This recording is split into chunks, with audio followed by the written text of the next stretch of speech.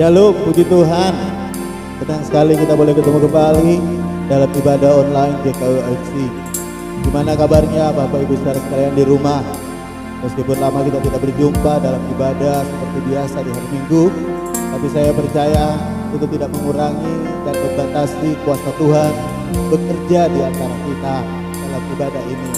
Dimanapun Bapak Ibu berada, kita percaya kuasa hadirat Tuhan, mujizat Tuhan sanggup menjangkau engkau dimanapun engkau berada. Mari hari ini kita kembali memuji Tuhan. Siapkan hidupmu untuk menyembah dan diberkati di dalam hadirat Tuhan.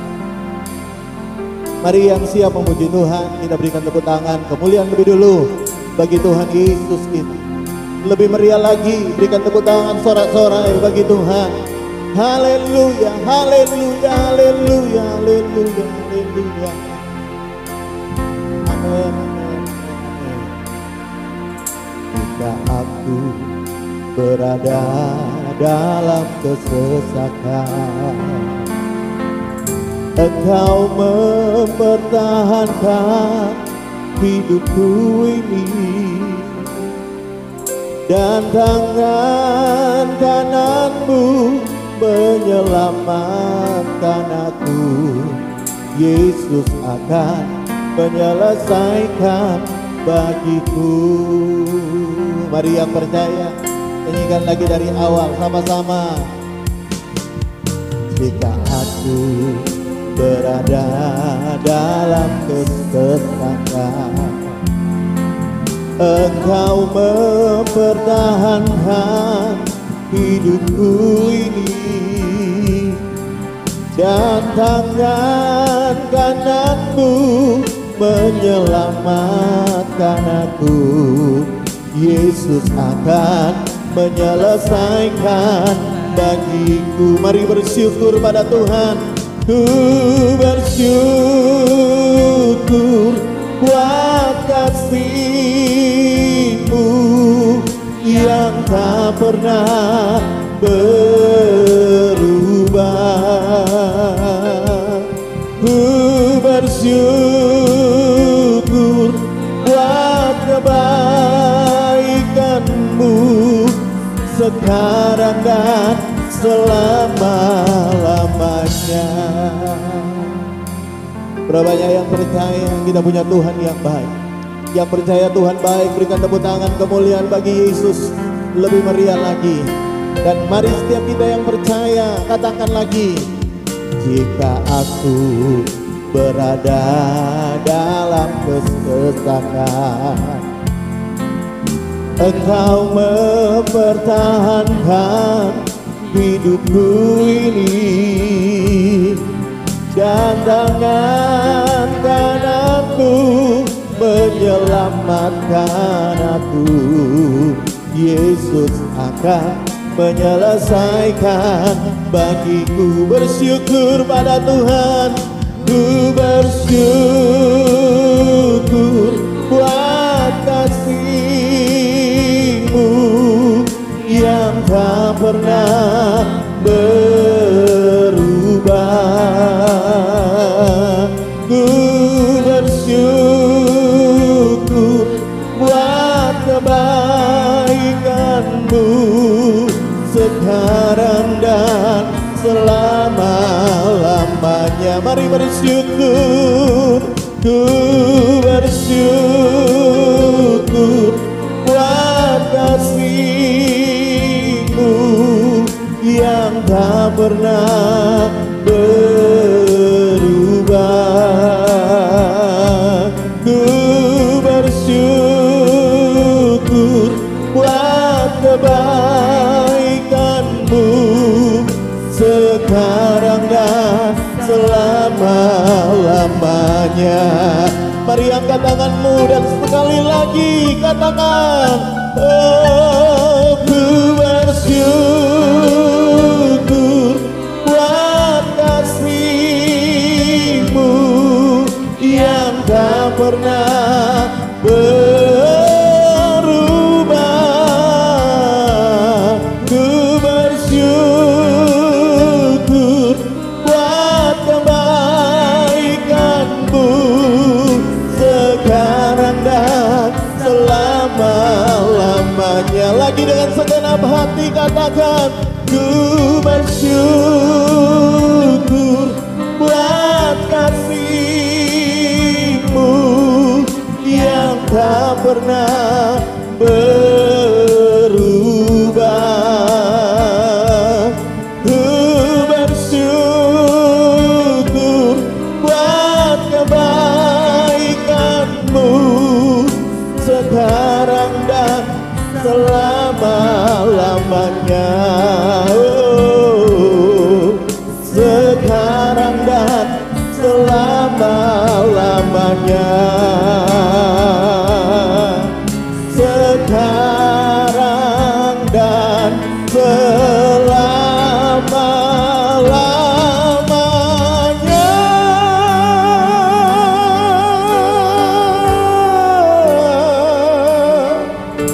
Mari sembah Tuhan. Mari yang bersyukur sembah Tuhan. Haleluya, haleluya.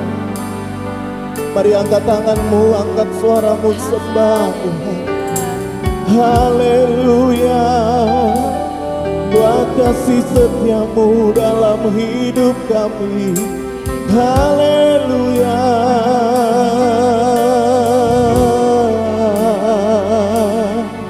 Kami bersyukur. Haleluya. Mari lebih lagi angkat suara sembah Tuhan. Mari lebih lagi naikkan syukur bagi Yesus.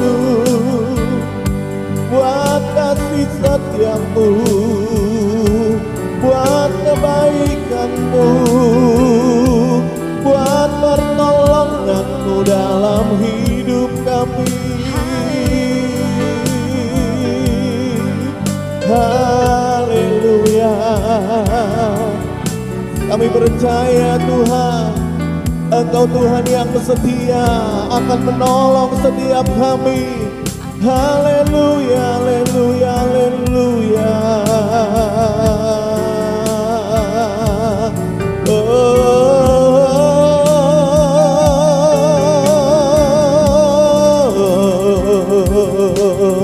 Haleluya, haleluya. Kami tidak dapat membalas segala kebaikan-Mu dalam hidup kami, karena kami tahu Engkau Tuhan yang baik dalam hidup kami. Kasih setia-Mu melimpah dalam hidup kami. Anugerah-Mu kekal untuk selama-lamanya untuk hidup kami. Terima kasih Tuhan Yesus. Terima kasih Bapa. Mari setiap kita yang ada di rumah, mari angkat dua belah tangan-Mu bersama-sama dan nyatakan syukur-Mu pada Tuhan. Terima kasih Tuhan Yesus. Terima kasih Tuhan.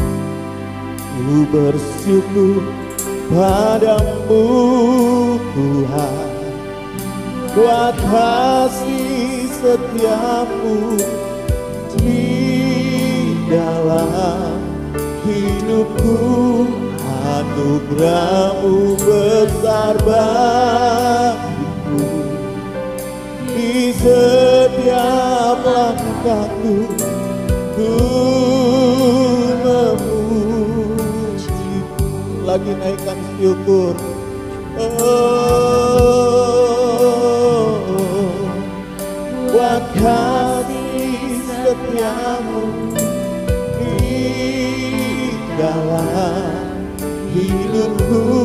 Anugerah-Mu besar bagiku, di setiap langkahku ku memuji-Mu. Mari dengan segenap hati katakan lagi, padamu Tuhan, buat kasih setia-Mu di dalam hidupku. Anugerah-Mu besar bagiku, di setiap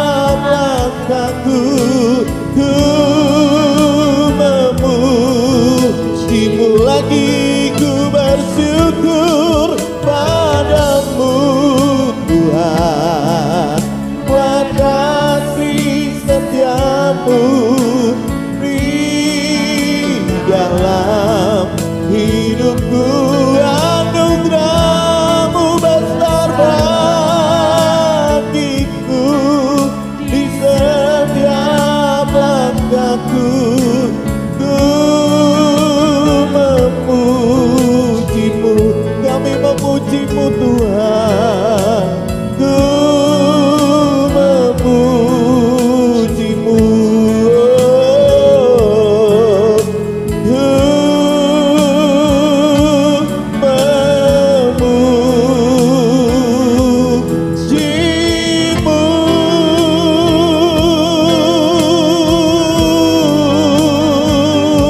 Mari sama-sama katakan amin.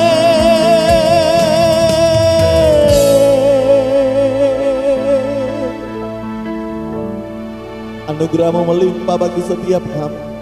Dan kami percaya firman anugerah lewat kebenaran firman akan disampaikan nanti, akan memberikan pertolongan, memberikan kekuatan, membuat mujizat dalam hidup kami. Kami buka hati kami dalam nama Tuhan Yesus. Setiap kita yang siap diberkati firman Tuhan, sama-sama katakan amin, amin, amin, amin, amin. Shalom, senang sekali kita boleh ketemu kembali dalam ibadah online. Mari belajar firman Tuhan bersama. Buka Matius 26 ayat 38. Firman Tuhan berkata begini. Lalu kata Yesus kepada mereka, ya kepada murid-muridnya, hatiku sangat sedih seperti mau mati rasanya. Tinggallah di sini dan berjaga-jaga dengan aku. 39.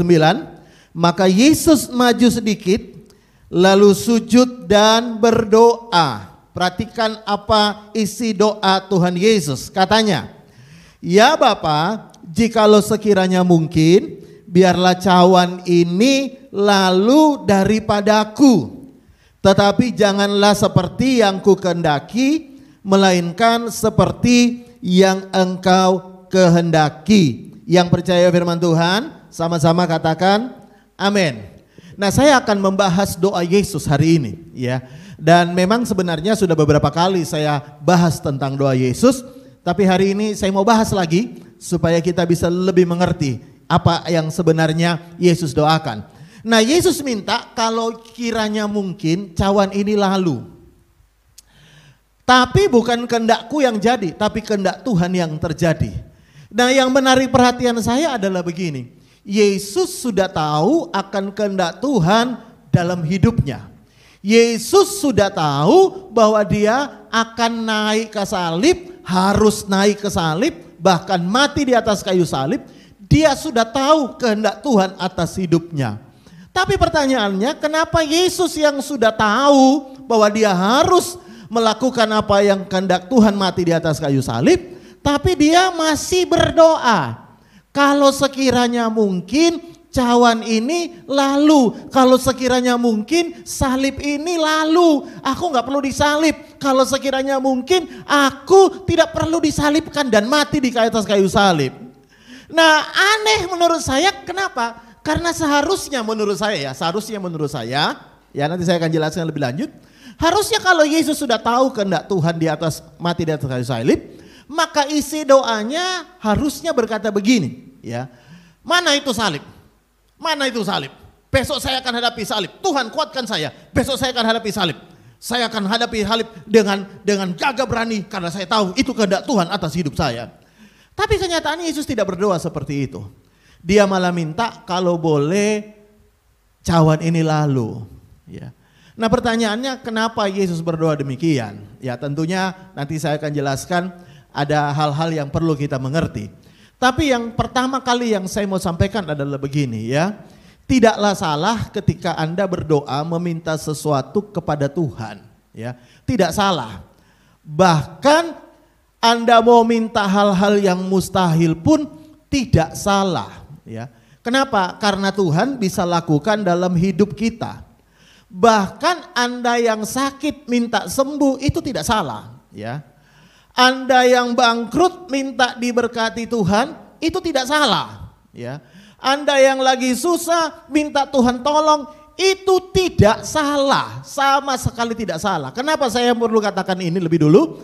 Karena ada beberapa orang menganggap bahwa ketika orang Kristen itu minta-minta, maka itu salah. Itu Kristen anak-anak, itu Kristen childish, itu Kristen tidak dewasa secara rohani. Saya mau beritahu, kedewasaan kita secara rohani itu tidak ditentukan apakah kita berdoa minta atau tidak. Dan terbukti Yesus juga berdoa minta.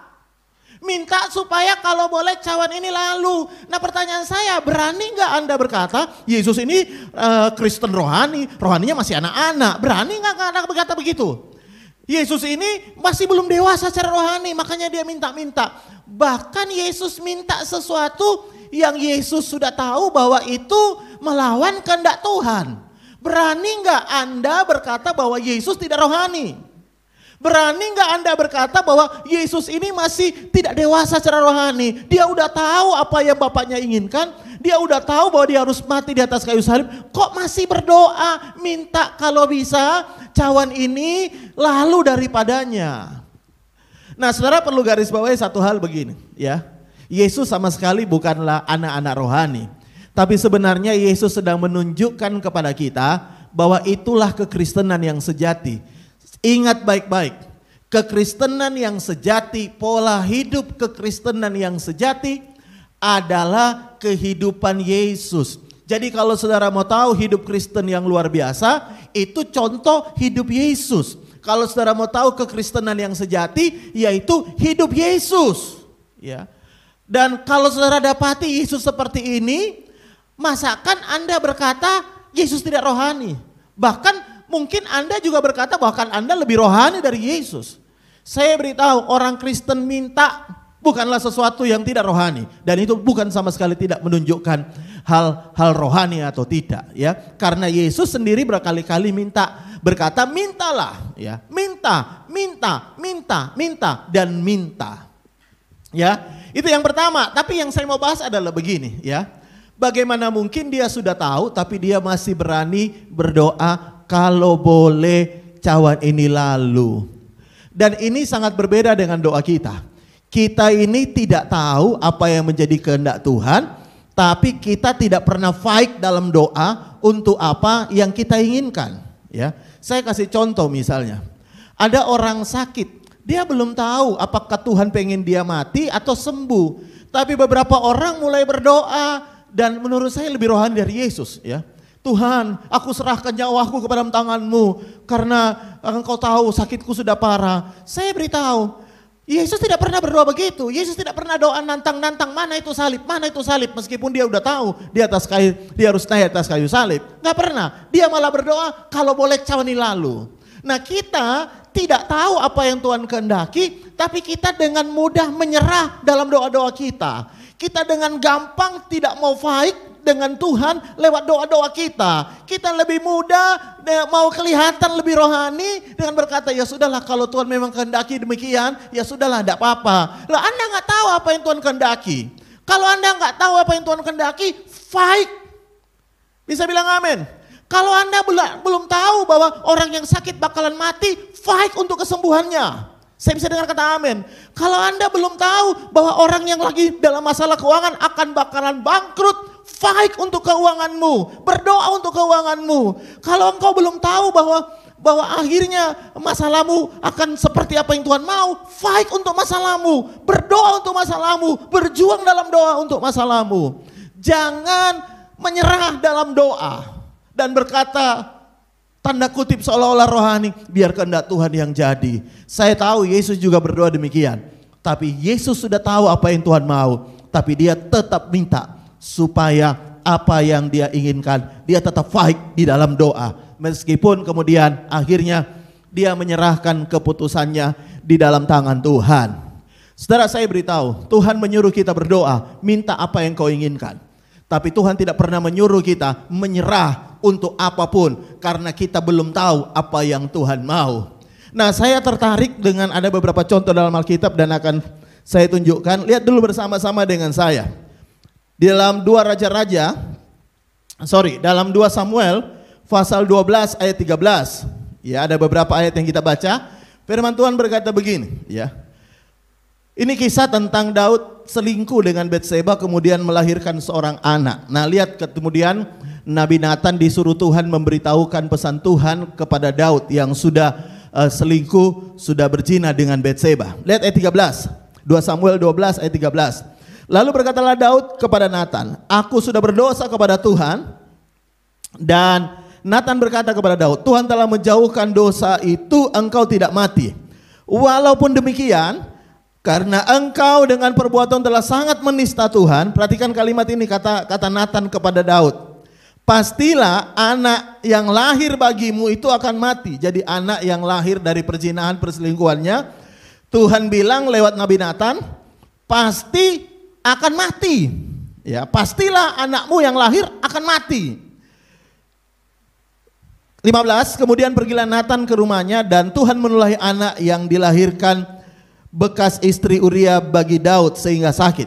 Nah, lihat ayat 16.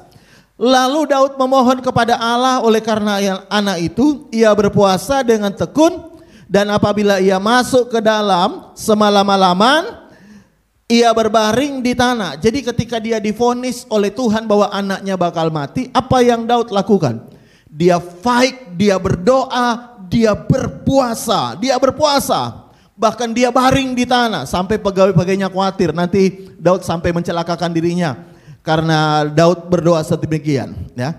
Tapi lihat apa yang terjadi ketika anaknya kemudian mati. Nah, lihat ayat 20. Lalu Daud bangun dari lantai, ia mandi, berurap dan bertukar pakaian, ia masuk ke dalam rumah Tuhan dan sujud menyembah. Sesudah itu pulanglah ia ke rumahnya dan atas permintaannya dihidangkan kepadanya roti lalu makan. Jadi ketika dia tahu anaknya udah mati, Alkitab berkata dia lalu mau makan. Waktu anaknya sakit, Daud berpuasa bahkan tidur di tanah, ya. Nah, lihat gini, ayat 21. Berkatalah pegawai-pegawainya kepadanya, "Apakah artinya yang kau perbuat ini? Oleh karena anak yang masih hidup itu, waktu sakit anak itu, engkau berpuasa dan menangis, tetapi sudah anak itu mati, engkau bangun dan makan." Lihat ayat 22 jawaban Daud. Jawabnya, "Selagi anak itu hidup, aku berpuasa dan menangis karena pikir Daud ini, lihat ini. Siapa tahu Tuhan mengasihani aku, siapa tahu Tuhan berubah pikiran. Sehingga anak itu tetap hidup." Wow, yang luar biasa dari diri Daud itu adalah begini, ya. Dia percaya betul akan kasih Tuhan. Dia percaya betul bahwa Tuhan bisa mengubah keputusannya. Makanya ketika dia sudah tahu, sekali lagi saya akan ulangi, dia sudah tahu anaknya itu sudah divonis mati oleh Tuhan. Bukan dokter yang vonis, tapi Tuhan yang vonis mati. Ya. Tapi kemudian dia berdoa, dia berpuasa. Dia menangis di hadapan Tuhan, minta belas kasihan Tuhan. Supaya Tuhan memberikan kesempatan untuk anaknya ini bisa sembuh dan tidak mati. Wow, menurut saya luar biasa. Kenapa? Karena kebanyakan orang, ya, baru divonis dokter aja udah menyerah, ya. Belum Tuhan loh yang vonis, dia belum tahu apa kehendak Tuhan. Baru divonis dokter aja udah menyerah. Ada beberapa orang sudah menyerah dengan keadaan padahal dia belum tahu apa yang Tuhan kehendaki. Ada beberapa orang berkata, "Ya sudah Pak, kalau mau hancur, hancurlah Pak. Kalau memang Tuhan mau hancur, ya hancurlah." Saya beritahu, Anda nggak tahu kan kalau memang Tuhan menjadi kehendak Tuhan apa? Fight-lah. Fight untuk rumah tanggamu. Jangan berkata, "Ya udahlah, kalau memang mau cerai ya cerailah." Jangan, perjuangkan rumah tanggamu, jangan cerai.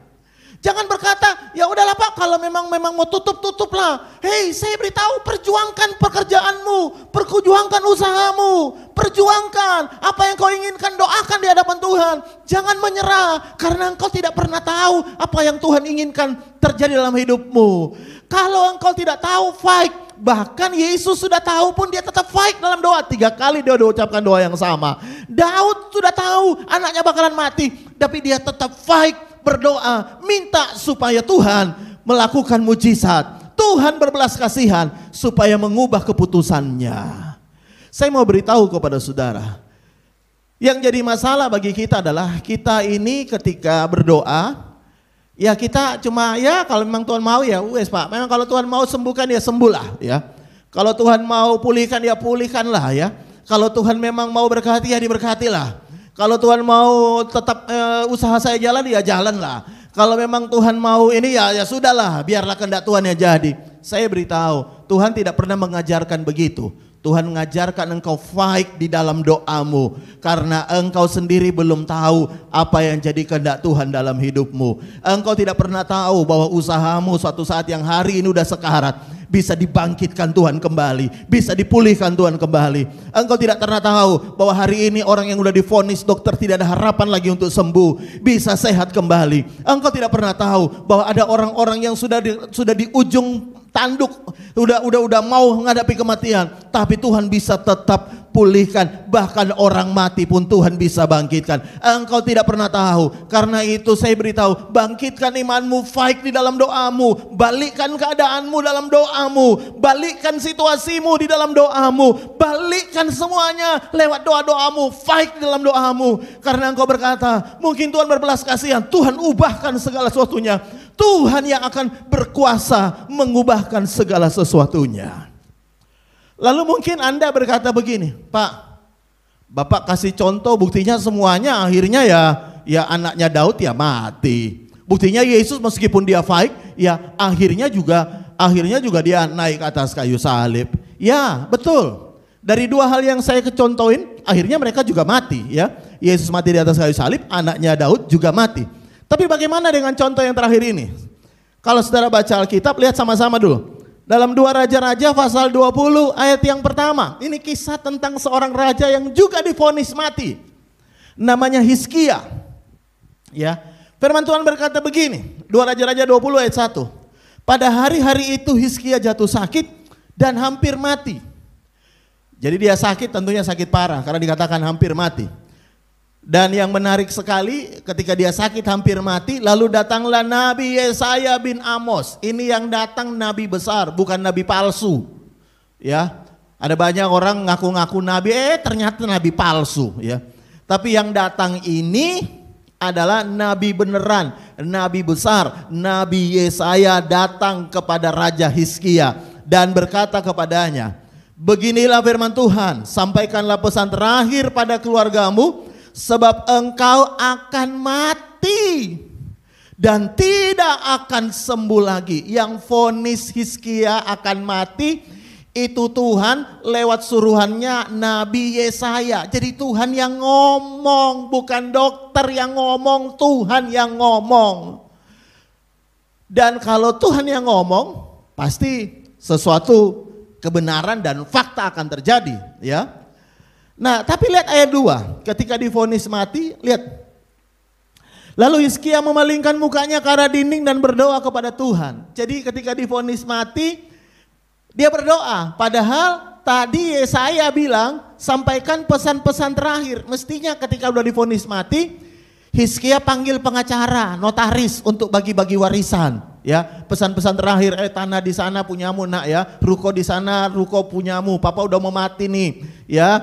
Dia pesan kepada gundi-gundinya yang rukun ya, jangan kalau aku mati tukaran, rame sesama gundi, rame, jangan Hizkia nggak ngomong begitu seperti yang Yesaya suruh sampaikan ya, tapi dia malah berdoa. Nah, lihat ayat 3. Tuhan, ingatlah kiranya bahwa aku telah hidup di hadapanmu dengan setia, dengan tulus hati, dan bahwa aku telah melakukan apa yang baik di matamu. Kemudian menangislah Hizkia dengan sangat. Jadi ketika disuruh pesan-pesan terakhir, dia nggak lakukan, dia berdoa, menangis. Tapi lihat ayat 4. Tetapi Yesaya belum lagi keluar dari pelataran tengah, tiba-tiba datanglah firman Tuhan kepadanya. Wow. Jadi Tuhan ngomong kepada Yesaya yang baru saja keluar di pelataran, ya. Nah, lihat ayat 5. Baliklah dan katakanlah kepada Hizkia raja umatku, beginilah firman Tuhan Allah Daud bapa leluhurmu. Perhatikan nih. Telah ku dengar doamu, Tuhan berkata telah ku dengar doamu dan telah ku lihat air matamu. Sesungguhnya aku akan menyembuhkan engkau. Dan pada hari yang ketiga engkau akan pergi kemana? Ke rumah Tuhan, bukan ke rumah duka, bukan ke adijasa, tapi ke rumah Tuhan beribadah. Tuhan berkata begitu. Sebelumnya Tuhan bilang kau akan mati, gak sembuh lagi. Tapi kemudian Tuhan ubah keputusannya, Tuhan berkata, kau akan sembuh, tidak jadi mati. Kenapa? Karena ayat 5 tadi Tuhan dengan jelas mengatakan sebabnya. Telah kudengar doamu dan telah kulihat air matamu. Jadi doa kita itu sangat besar pengaruhnya. Bahkan Tuhan sudah putuskan pun bisa diubahkan ketika kita berdoa. Ketika kita fight berdoa. Nah masalahnya begini. Hizkia udah tahu keputusan Tuhan, dia tetap fight berdoa. Dia tetap minta kasihan Tuhan. Dia tetap minta belas kasihan Tuhan. Dia tetap minta anugerah Tuhan supaya dia diperpanjang umurnya. Sementara kita nggak tahu vonis Tuhan. Kita hari ini baru tahu vonis dokter. Baru vonis dokter aja kita udah menyerah. Kita udah pesan tanah kuburan. Padahal dokter baru yang vonis. Bukan Tuhan yang vonis. Karena itu saya mau tunjukkan kepada saudara begini. Jadilah orang Kristen yang hidup fight berdoa. Bahwa doa bisa mengubah segala-galanya. Doa bisa mengubah yang divonis mati oleh Tuhan. Bisa diubah menjadi diperpanjang umurnya. Saya mau beritahu kepada saudara ya. Kalau Anda berkata begini, Pak, usaha saya sudah mau bangkrut Pak. Doa fight untuk usahamu. Karena Tuhan bisa pulihkan usahamu. Pak, rumah tangga saya udah mau hancur Pak. Fight untuk rumah tanggamu. Tuhan bisa pulihkan rumah tanggamu. Pak, sakit saya udah parah Pak. Sudah gak mungkin bisa sembuh. Fight untuk kesembuhanmu. Karena orang yang udah divonis Tuhan aja bisa sembuh. Apalagi cuma divonis dokter. Fight, berdoa hari ini dengan sungguh-sungguh. Bangkitkan imanmu. Bangkitkan pengharapanmu. Bahwa Tuhan penuh dengan belas kasihan. Tuhan penuh dengan anugerah. Tuhan berkuasa mengubahkan setiap keadaan kita. Yang percaya katakan amin. Tutup Alkitabmu. Mari kita mau berdoa. Bapa, hamba selesai berbicara. Meteraikan kebenaran-Mu bagi setiap kami. Seberapa orang yang sudah mendengarkan firman-Mu ini Tuhan. Materaikan roh-Mu lewat kebenaran-kebenaran-Mu. Engkau materaikan dalam hidup setiap kami. Hari ini apapun yang sedang kami hadapi, kami mau fight Tuhan. Karena kami tahu tidak ada yang mustahil bagi Tuhan. Tuhan sanggup mengubahkan keadaan kami. Tuhan sanggup memulihkan kami. Tuhan sanggup menyembuhkan kami. Karena itu hamba berdoa dalam nama Yesus, angkat tanganmu. Bagi setiap apapun, siapapun di antara kami yang hari ini sedang berdoa bergumul untuk masalahnya. Hamba berdoa dalam nama Yesus, bangkitkan iman mereka untuk fight dalam doa mereka. Mereka belum tahu apa yang Tuhan kehendaki. Karena itu fight dalam doamu, berjuang dalam doamu, berjuang dalam doamu. Minta mujizat terjadi karena Tuhan ahlinya, jagonya buat mujizat. Terima kasih Tuhan. Hamba sudah selesai berbicara. Roh Kudus sendiri akan menerjemahkan kebenaran-Mu lebih lagi untuk setiap kami. Dan mari jemaat buka tanganmu sama-sama. Kita siap terima berkat Tuhan. Dalam nama Tuhan Yesus kami percaya terjadi. Tuhan memberkati engkau dan melindungi engkau. Tuhan menyinari engkau dengan wajahnya dan memberikan engkau kasih karunia. Tuhan menghadapkan engkau dengan wajahnya dan berikan engkau damai sejahtera. Di dalam nama Tuhan Yesus yang percaya terima warisan anak sulung berkat double porsi. Dalam tahun kasih karunia Tuhan yang melimpah. Yang percaya sama-sama katakan amin, amin, amin, amin, amin. Puji Tuhan, ibadah kita sudah selesai. Jangan lupa bagi bapak-bapak saudara yang belum subscribe, mari subscribe. Dan bagi saudara yang merasa diberkati lewat khotbah-khotbah pelayanan gereja online JKUFC, share kepada teman-temanmu yang lain supaya mereka juga diberkati. Sampai ketemu minggu depan di ibadah online berikutnya. Tuhan Yesus memberkati.